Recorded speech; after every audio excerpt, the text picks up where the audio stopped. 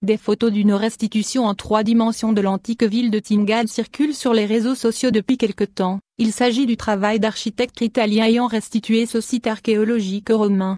Le site archéologique de l'antique Timgad est l'un des nombreux témoins du passage de l'Empire romain dans le nord de l'Afrique. Situé à 21 km de Lambèse, actuelle Batuna, le site de Timgad surplombe une plaine étroite dans les Aurès. Timgad, surnommé la Pompéi de l'Afrique du Nord, fut fondée par l'empereur romain Trajan en l'an 100. La cité a le statut de colonie romaine de déduction en Afrique.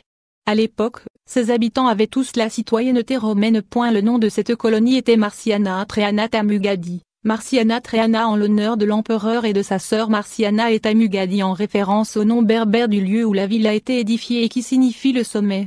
Sur le plan urbanistique, la ville épouse un plan en damier, comme la majorité des villes romaines, avec un forum en son centre, des temples, des thermes, un théâtre.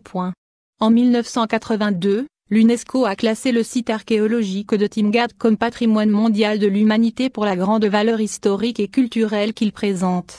Heureusement, Timgad est toujours en bon état de conservation, en comparaison à d'autres sites qui remontent à l'Antiquité aussi et qui tombent en ruine tout en restant très peu explorés.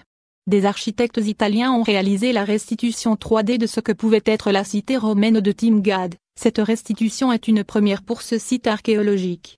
Les images communiquées par Trasanco 3D, l'infographe en charge de cette restitution, nous plongent dans le passé glorieux de Timgad et nous permettent de mieux visualiser la ville telle qu'elle aurait pu être.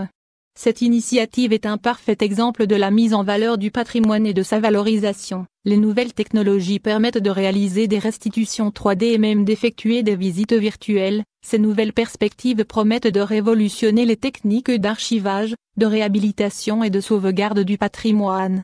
Un projet similaire est sur le point de voir le jour en Algérie. Il s'agit de la restitution 3D du mausolée royal de la Mauritanie, tombeau de la chrétienne à Tipaza, un édifice dont la construction remonte à près de 2000 ans, sous le roi Jubaï qui voulait honorer la mémoire de son épouse la reine Cléopâtre Sélénée, mais aussi de l'ensemble des ruines romaines de Tipaza, et cela grâce au travail de Nasruddin Leib, fondateur de la société et Elisera, comme rapporté par le quotidien Liberté.